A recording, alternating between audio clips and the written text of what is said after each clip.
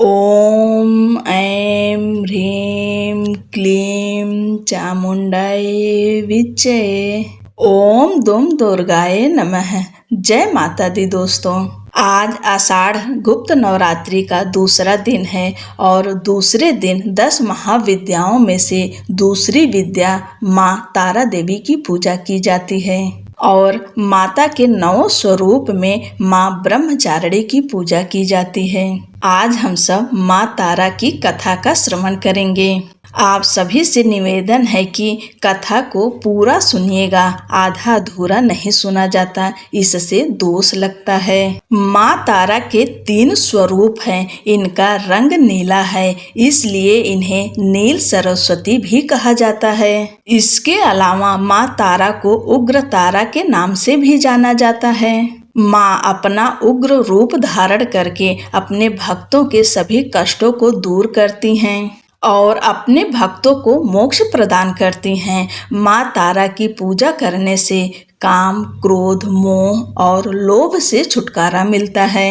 माँ तारा के तीसरे स्वरूप का नाम एक जटा है। माँ तारा का पहला रूप है उग्र तारा। ये अपने भयानक और उग्र ऊर्जा की वजह से विश्व में विख्यात हैं। माँ उग्र तारा के अंदर समस्त तामसिक गुण मौजूद हैं और ये अपने भक्त की कठिन से कठिन परिस्थितियों में भी सहायता करती हैं। उग्र तारा किसी भी प्रकार के संकटों का नाश करती हैं और साथ ही बुद्धि, बल, विवेक को जागृत करके अपने भक्तों को विनाशकारी परिस्थितियों में भी पथ प्रदर्शन करती हैं और उनकी सहायता करती हैं। नील सरस्वती माँ तारा के इस स्वरूप में पूरे ब्रह्मांड का ज्ञान समाहित है। माँ नील सरस्वती आयुर्वेद, ज्योतिष, विज्ञान या कुछ और भी अज्ञात ज्ञान जो कि सामान्य बुद्धि के व्यक्ति की समझ से परे है, इन सभी चीजों को एकत्र करने के पश्चात जो स्वरूप बनेगा और जो ऊर्जा उत्पन्न होगी वह है देवी नील सरस्वती। देवी नील सरस्वती राजसिक गुणों से संपन्न है। नील सरस्वती अपने ज्ञान और ऊर्जा से ज्वलंत शव को भी शिव का रूप देने में सक्षम है। माँ तारा का तीसरा स्वरूप है एक जटा। देवी एक जटा मोक्ष प्रदान करने वाली देवी हैं। माँ का यह स्वरूप सत्व गुणी है। देवी एक जटा शिव को अपनी जटाओं में धारण करके उन्हें मोक्ष प्रदान करने वाली देवी हैं। देवी एक जटा अपने सभी भक्तों को मृत्यु के पश्चात अपनी जटा में स्थान देती हैं और साथ ही मोक्ष प्रदान करती हैं। माँ तारा की पूजा हमेशा रात्रि के समय ही की जाती है, इसलिए अगर आप माँ तारा की पूजा कर रहे हैं तो इसे हमेशा अर्धरात्रि में ही करें। माँ तारा की पूजा हमेशा एकांत कक्ष में ही करें जहाँ आपके अलावा और कोई उपस्थित न हो। वैसे गुप्त नवरात्रि की पूजा गुप्त रूप से ही होती है, इसे किसी को बताना नहीं चाहिए। माँ तारा की पूजा में कभी भी सिले हुए वस्त्र नहीं पहनने चाहिए। चलिए कथा का श्रवण करते हैं और माता रानी का जयकारा लगाते हुए कथा शुरू करते हैं। आप सब पूरे श्रद्धा और भक्ति के साथ इस कथा का श्रवण करिए। कथा सुनने मात्र से ही माँ जगदम्बा की कृपा आप सबके ऊपर सदैव बनी रहेगी। पौराणिक कथा के अनुसार राजा स्पर्श माँ भगवती का पुजारी था। दिन रात महामाई की पूजा करता था। माँ ने भी उसे राजपाट, धन दौलत, ऐशो आराम की सभी साधन दी थी। कमी थी तो सिर्फ यह कि उनके घर में कोई संतान न थी। यही गम उसे दिन रात सताता। वो माँ से यही प्रार्थना करता रहता था कि माँ मुझे एक लाल बख्श दो ताकि मैं भी संतान का सुख भोग सकूं। मेरे पीछे भी मेरा नाम लेने वाला हो, मेरा वंश भी चलता रहे। माँ ने उसकी पुकार सुन ली। एक दिन माँ ने आकर राजा को स्वप्न में दर्शन दिए और कहा, हे राजन, मैं तेरी भक्ति से बहुत प्रसन्न हूँ और तुझे वरदान देती हूँ कि तेरे घर में 2 कन्याएं जन्म लेंगी। कुछ समय के बाद राजा के घर में एक कन्या ने जन्म लिया। राजा ने अपने राज दरबारियों को बुलाया। पंडितों व ज्योतिषियों को बुलाया और बच्चे की जन्म कुंडली तैयार करने का हुक्म दिया। पंडित तथा ज्योतिषियों ने उस बच्चे की जन्म कुंडली तैयार की और कहा, हे राजन, यह कन्या तो साक्षात देवी है। यह कन्या जहाँ भी कदम रखेगी वहाँ खुशियाँ ही खुशियाँ होगी। यह कन्या भी भगवती की पुजारिन होगी। उस कन्या का नाम तारा रखा गया। थोड़े समय के बाद राजा के घर वरदान के अनुसार एक और कन्या ने जन्म लिया। मंगलवार का दिन था। पंडितों और ज्योतिषियों ने जब जन्म कुंडली तैयार की तो उदास हो गए। राजा ने उदासी का कारण पूछा तो वे कहने लगे, महाराज, यह कन्या आपके लिए शुभ नहीं है। राजा ने उदास होकर ज्योतिषियों से पूछा कि मैंने ऐसे कौन से बुरे कर्म किए हैं जो कि इस कन्या ने मेरे घर में जन्म लिया है। उस समय ज्योतिषियों ने अपनी ज्योतिष लगाकर बताया। कहने लगे कि ये दोनों कन्याएं जिन्होंने आपके घर में जन्म लिया है, पिछले जन्म में राजा इंद्र की अप्सराएं थीं। इन्होंने सोचा कि हम भी मृत्यु लोक में भ्रमण करें तथा देखें कि मृत्यु लोक पर लोग किस तरह रहते हैं। दोनों ने मृत्यु लोक पर एकादशी का व्रत रखा। बड़ी बहन का नाम तारा था, छोटी बहन का नाम रुकमन। बड़ी बहन तारा ने अपनी छोटी बहन से कहा कि रुकमन, आज एकादशी का व्रत है, हम लोगों को आज भोजन नहीं खाना है, तू बाजार जाकर फल ले आ। रुकमन बाजार फल लेने के लिए गई। वहाँ उसने मछली के पकौड़े बनते देखे। उसने अपने पैसों के तो पकौड़े खा लिए तथा तारा के लिए फल लेकर वापस आ गई। फल उसने तारा को दे दिए। तारा ने पूछा कि तू अपने लिए फल क्यों नहीं लाई? तो रुकमन ने बताया कि उसने मछली के पकौड़े खा लिए हैं। उसी वक्त तारा ने श्राप दे दिया, जा नीच, तूने एकादशी के दिन मांस खाया है, नीचों का कर्म किया है, जा मैं तुझे श्राप देती हूँ। तू नीचों की जून पाए छिपकली बनकर सारी उम्र मांस ही कीड़े मकोड़े खाती रहे। उसी शहर में एक ऋषि गुरु गोरख अपने शिष्यों के साथ रहते थे।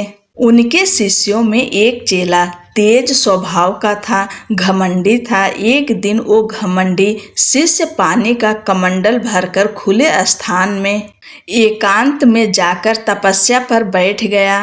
वो अपनी तपस्या में लीन था। उसी समय उधर से एक प्यासी कपिला गाय आ गई। उस ऋषि के पास पड़े कमंडल में पानी पीने के लिए उसने मुंह डाला और सारा पानी पी गई। जब कपिला गाय ने मुंह बाहर निकाला तो खाली कमंडल की आवाज सुनकर उस ऋषि की समाधि टूटी। उसने देखा कि गाय ने सारा पानी पी लिया था। ऋषि ने गुस्से में उस कपिला गाय को बहुत बुरी तरह चिमटे से मारा। वह गाय लहूलुहान हो गई। यह खबर गुरु गोरख को मिली। उन्होंने जब कपिला गाय की हालत देखी तो उस ऋषि को बहुत बुरा भला कहा और उसी वक्त आश्रम से निकाल दिया। गुरु गोरख ने गाय माता पर किए गए पाप से छुटकारा पाने के लिए कुछ समय बाद एक यज्ञ रचाया। इस यज्ञ का पता उस शिष्य को भी चल गया जिसने कपिला गाय को मारा था। उसने सोचा कि वह अपने अपमान का बदला जरूर लेगा। यज्ञ शुरू हो गया।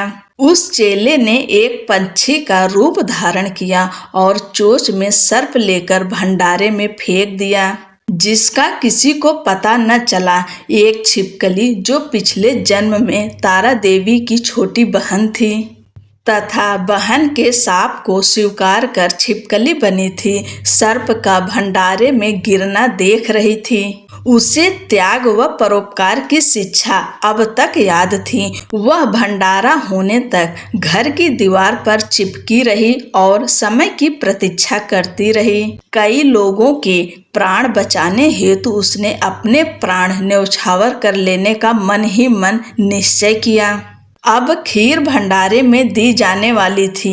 बांटने वालों की आंखों के सामने वह छिपकली दीवार से कूदकर कड़ाही में जा गिरी।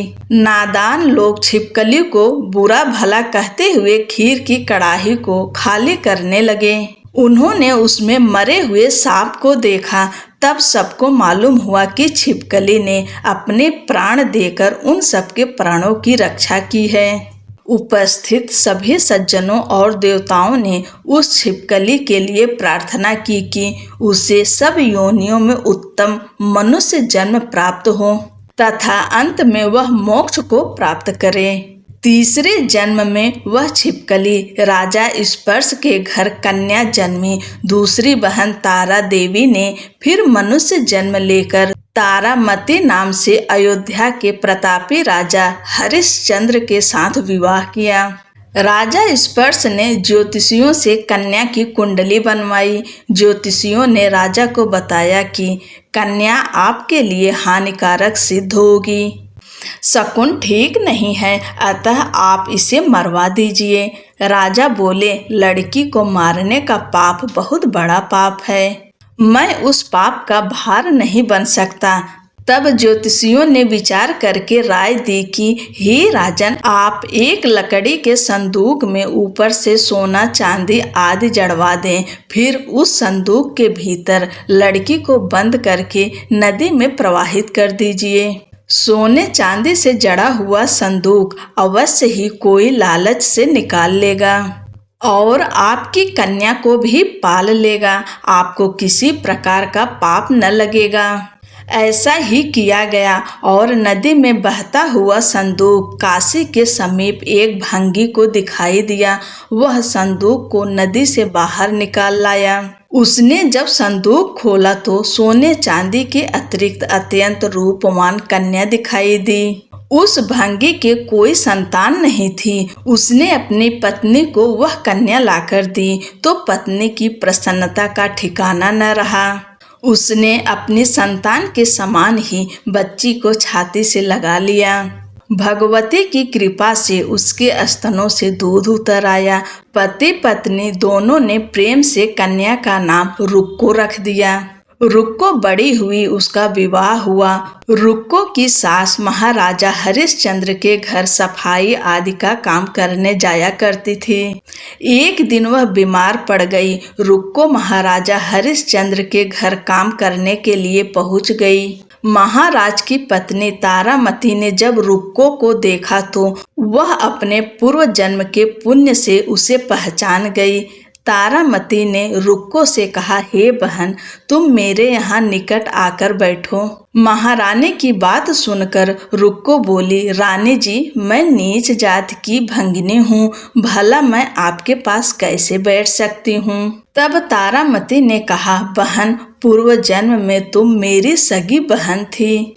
एकादशी का व्रत खंडित करने के कारण तुम्हें छिपकली की योनि में जाना पड़ा। जो होना था सो हो चुका। अब तुम अपने इस जन्म को सुधारने का उपाय करो तथा भगवती वैष्णो माता की सेवा करके अपना जन्म सफल बनाओ। यह सुनकर रुक्को को बड़ी प्रसन्नता हुई और उसने उपाय पूछा। रानी ने बताया कि वैष्णो माता सब मनोरथों को पूर्ण करने वाली हैं। जो लोग श्रद्धा पूर्वक माता का पूजन व जागरण करते हैं, उनकी सब मनोकामना पूर्ण होती है। रुक्को ने प्रसन्न होकर माता की मनौती करते हुए कहा, हे माता, यदि आपकी कृपा से मुझे एक पुत्र प्राप्त हो गया तो मैं भी आपका पूजन व जागरण करवाऊंगी। माता ने प्रार्थना को स्वीकार कर लिया। फल स्वरूप 10वें महीने उसके गर्भ से एक अत्यंत सुंदर बालक ने जन्म लिया। परंतु दुर्भाग्यवश रुक्को को माता का पूजन जागरण कराने का ध्यान न रहा। जब वह बालक 5 वर्ष का हुआ तो एक दिन उसे माता चेचक निकल आई। रुक्को दुखी होकर अपने पूर्व जन्म की बहन तारामती के पास आई और बच्चे की बीमारी का सब वृत्तांत कह सुनाया। तब तारामती ने कहा, तू जरा ध्यान करके देख कि तुझसे माता के पूजन में कोई भूल तो नहीं हुई है। इस पर रुक्को को 6 वर्ष पहले की बात याद आ गई। उसने अपराध स्वीकार कर लिया। उसने फिर मन में निश्चय किया कि बच्चे को आराम आने पर जागरण अवश्य करवाएंगे। भगवती की कृपा से बच्चा दूसरे दिन ही ठीक हो गया। तब रुक्को ने देवी के मंदिर में ही जाकर पंडित से कहा कि मुझे अपने घर माता का जागरण करवाना है, अतः आप मंगलवार को मेरे घर पधार कर कृतार्थ करें। पंडित जी बोले, अरे रुक्को, तू यही 5 रुपए दे जा, हम तेरे नाम से मंदिर में ही जागरण करवा देंगे। तू नीच जात की स्त्री है, इसलिए हम तेरे घर में जाकर देवी का जागरण नहीं कर सकते। रुक्को ने कहा, हे पंडित जी, माता के दरबार में तो ऊंच नीच का कोई विचार नहीं होता। वे तो सब भक्तों पर समान रूप से कृपा करती हैं, अतः आपको कोई ऐतराज नहीं होना चाहिए। इस पर पंडित ने आपस में विचार करके कहा कि यदि महारानी तुम्हारे जागरण में पधारें तब तो हम भी स्वीकार कर लेंगे। यह सुनकर रुक्को महारानी के पास गई और सब वृत्तांत कह सुनाया। तारामती ने जागरण में सम्मिलित होना सहर्ष स्वीकार कर लिया। जिस समय रुक्को पंडित से यह कहने के लिए गई कि महारानी जी जागरण में आएंगी, उस समय सेन नाई वहां था। उसने सब सुन लिया और महाराजा हरिश्चंद्र को जाकर सूचना दी। राजा को सेन नाई की बात पर विश्वास नहीं हुआ। महारानी भंगियों के घर जागरण में नहीं जा सकती, फिर भी परीक्षा लेने के लिए उसने रात को अपनी उंगली पर थोड़ा सा चीरा लगा लिया, जिससे नींद न आए। रानी तारामती ने जब देखा कि जागरण का समय हो रहा है परंतु महाराज को नींद नहीं आ रही, तो उसने माता वैष्णो देवी से मन ही मन प्रार्थना किया कि हे माता, आप किसी उपाय से राजा को सुला दें ताकि मैं जागरण में सम्मिलित हो सकूं। राजा को नींद आ गई। तारामती रोशनदान से रस्सा बांधकर महल से उतरी और रुक्को के घर पहुंच गईं। उस समय जल्दी के कारण रानी के हाथ से रेशमी रुमाल तथा पांव का एक कंगन रास्ते में ही गिर पड़ा। उधर थोड़ी देर बाद राजा हरिश्चंद्र की नींद खुल गई। वह भी रानी का पता लगाने निकल पड़ा। उसने मार्ग में कंगन व रुमाल देखा। राजा ने दोनों चीजें रास्ते से उठाकर अपने पास रख ली और जहां जागरण हो रहा था वहां जा पहुंचा। वह एक कोने में चुपचाप बैठकर दृश्य देखने लगा। जब जागरण समाप्त हुआ तो सबने माता की अरदास की। उसके बाद प्रसाद बांटा गया। रानी तारामती को जब प्रसाद मिला तो उसने झोली में रख लिया। यह देख लोगों ने पूछा, आपने प्रसाद क्यों नहीं खाया? यदि आप न खाएंगी तो कोई भी प्रसाद नहीं खाएगा। रानी बोली, तुमने प्रसाद दिया वह मैंने महाराज के लिए रख लिया, अब मुझे मेरा प्रसाद दे दें। अब की बार प्रसाद ले तारा ने खा लिया। इसके बाद सब भक्तों ने माँ का प्रसाद खाया। इस प्रकार जागरण समाप्त करके प्रसाद खाने के पश्चात रानी तारामती महल की तरफ चली। तब राजा ने आगे बढ़कर रास्ता रोक लिया और कहा, तूने नीचों के घर का प्रसाद खा अपना धर्म भ्रष्ट कर लिया।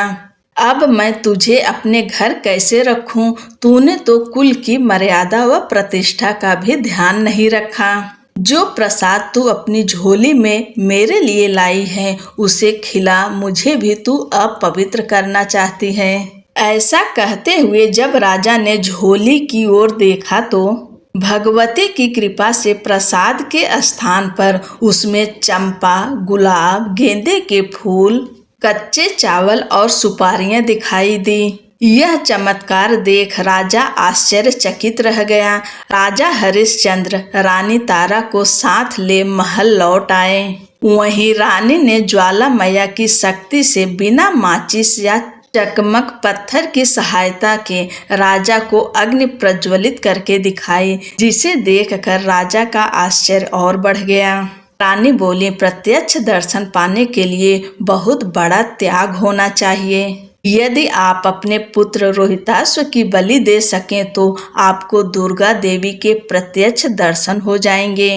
राजा के मन में तो देवी के दर्शन की लगन हो गई थी। राजा ने पुत्र मोह त्याग कर रोहिताश्व का सिर देवी को अर्पण कर दिया। ऐसी सच्ची श्रद्धा एवं विश्वास देख दुर्गा माता सिंह पर सवार हो उसी समय प्रकट हो गईं और राजा हरिश्चंद्र दर्शन करके कृतार्थ हो गए। मरा हुआ पुत्र भी जीवित हो गया।